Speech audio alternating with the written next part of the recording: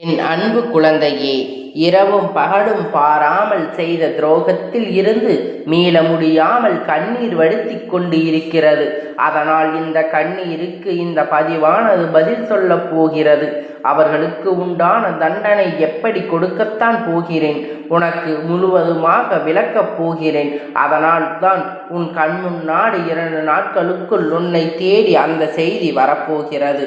அதனால் இந்த பதிவினை முழுவதுமாக கேள். ஏனென்றால் நீ மீளாத துயரத்தில் இருக்கின்றாய். உன்னுடைய மனவேதனை என்பது உன் அப்பனுக்கு புரிந்தது. தினந்தோறும் என் அன்பு குழந்தைக்கு ஆறுதல் சொல்ல தேடி வந்து விடுகின்றேன். வாழ்க்கையில் என் அன்பு குழந்தை இன்னும் பல சாதனைகளை சாதிக்க வேண்டும். அதற்காக இந்த சிறு தடைகள் இருந்து மீண்டும் என் அன்பு குழந்தையை அன்பாக வர வேண்டும், தைரியமாக வர வேண்டும் என்பதற்காகவே இந்த அப்பன் உன்னை தேடி வந்திருக்கின்றேன். என்னவென்று நினைத்தாயோ அதுவெல்லாம் வாழ்க்கையில் நடக்கும் என்பதில் உண்டான தைரியமாக முதல் அடியே இதுதான். என் அன்பு குழந்தையே, இப்பொழுது உன்னை துரோகங்கள் செய்தவர்கள், எப்பொழுது எல்லாம் ஏமாற்றியவர்கள் என்ற அந்த வழிகளை நினைத்து நினைத்து நீ கண்ணீர் வடிக்கின்றாய்.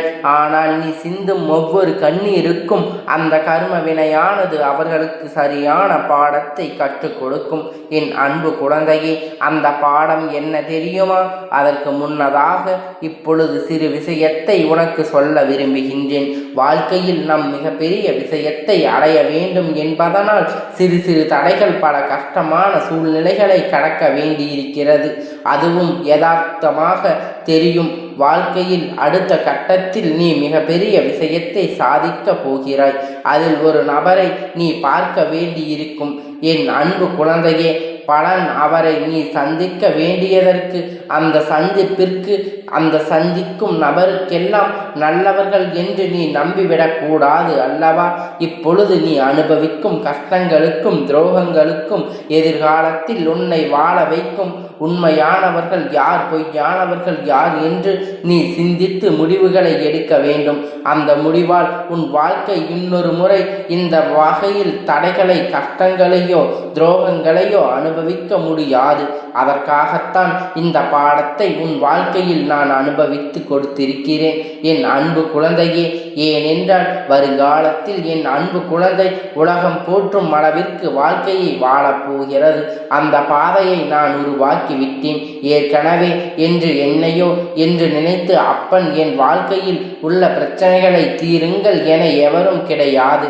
உதவ அன்னையாகவும் தந்தையாகவும் நண்பனாகவும் உற்றார் உறவினராகவும் நீ எப்படி என்னை நினைக்கின்றாயோ அனைத்துமே நானாக இருக்கின்றேன். என்னை நம்பி வந்த குழந்தைகள் மற்றவர்களை ஏமாற்றிய அளவிற்கு வாழ வைப்பேன். அடுத்தவர்கள் கையேந்திய அளவிற்கு உன்னை வாழ வைப்பேன். தவிர உன்னை மற்றவர்களிடம் கையேந்தி நிற்கும் அளவிற்கு உன்னை நான் வாழ விட மாட்டேன்.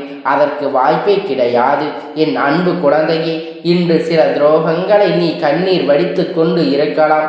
ஆனால் வருங்காலத்தில் அவர்கள் செய்த கர்ம வினைக்கு பலன் நிச்சயமாக கிடைக்கும். அது ஒரு பக்கம் இருக்கட்டும்.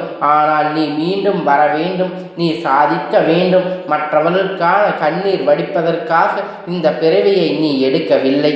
உன்னுடைய தனித்துவமான திறமை ஒன்று உனக்குள் ஒளிந்து இருக்கிறது. இந்த கஷ்டமான நேரத்தில் தான் அது வெளிவரப் போகிறது. அது வெளிவந்து உலகம் போற்றும் அளவிற்கு உன்னுடைய வாழ்க்கையை நீ வாழப்போகின்றாய். எதற்காக கவலை கொள்கின்றாய்? இன்னும் ஏமாந்து விடுவோம். நம் வாழ்க்கையில் பல துரோகங்களை சந்திப்போம். பல ஏமாற்றங்களை எதிர்காலத்தில் எப்படி இருக்கும், இன்னும் எவ்வளவு கஷ்டங்கள் தான் அனுபவிக்க வேண்டும் என்பதெல்லாம் உன்னுடைய சிந்தனையில் இருந்து முதலில் நீ தூக்கி எறிந்துவிடு. என் அன்பு குழந்தையே, ஒவ்வொரு தருணத்திலும் நம் தகப்பன் நமக்கு இருக்கின்றார். இன்னொரு முறை இந்த ஏமாற்றம் நம் வாழ்க்கையில் ஏற்படாது. இன்னொரு முறை நம் எவரையும் துரோகத்தால் நாம் வீழ்த்த போவதில்லை. இனிமேல் எந்த நபர் எப்படி எப்படி பேசுகிறார், எப்படி நம் வாழ்க்கையை வாழப் போகின்றார் என்று என் அப்பன் உனக்கு துணையாக நின்றிருக்கிறேன் என்றால் என் அப்பன் எனக்கு எப்பொழுதும் துணையாக இருப்பார் என்று நீ நம்பிக்கையோடு இரு. உலகமே என் காலடியில் கீழே என்று தைரியமாக இரு. என் அன்பு குழந்தையே, உன்னுடைய சந்தோஷத்திற்காக உன் அப்பன் நான் இருக்கின்றேன். என்ன வேண்டுமோ என்னிடம் வா. என்னை பார்த்து உறவு அழைக்கிறாயா? என்னை பார்த்து தந்தையென அழைக்கின்றாயா? தாயாக அழைக்கின்றாயா? எப்படி நீ என்னை அழைக்கின்றாயோ அதுவாக நான் உன்னிடத்தில் உணர்வுகளை கொடுப்பேன். உனக்கு என்ன தோன்றுகிறதோ அதுவாக நான் மாறி உனக்காக அனைத்து விஷயங்களையும் நான் செய்கின்றேன். இந்த உலகத்தில் எனக்கு உதவுவதற்கு எவரும் இல்லை என்று உன் ஆழ்மனதில் சொல்லிக் கொள்வதை முதலில் நீ நிறுத்து. அந்த ஆழ்மனதில்தான் உனக்கு துணையாக நான் பேசிக்கொண்டு இருக்கின்றேன். உன்னை நடத்தி கொண்டு இருக்கின்றேன். உன் இதயத்தில் குடியிருக்கின்றேன். அந்த தருணத்தில் நீ சொல்லும் பொழுது அப்பாவின் மனவேதனை அதிகரிக்கின்றது. என் அன்பு குழந்தையே, மனவேதனை துரோகத்தையும் முதலில் நீ தூக்கி எறிந்து துரோகங்கள் செய்தவர்களையும் ஏமாற்றுபவர்களையும் நான் ஒருபோதும் உன் வாழ்க்கையில் அனுமதிக்க மாட்டேன். அவர்களுக்கு எந்த நேரத்தில் எந்த பாடத்தை கற்றுக் கொடுத்து உன் காலடியில் விழ வைப்பேன் என்று எனக்கு தெரியும். ஆனால் அப்படிப்பட்ட நிலைதான் இப்பொழுது உனக்கு துரோகங்கள் செய்தவர்களுக்கு ஏமாற்றியவர்களுக்கும் இருக்கக்கூடிய நிலை. நீ தூங்கி பல நாட்கள் ஆகிவிட்டது.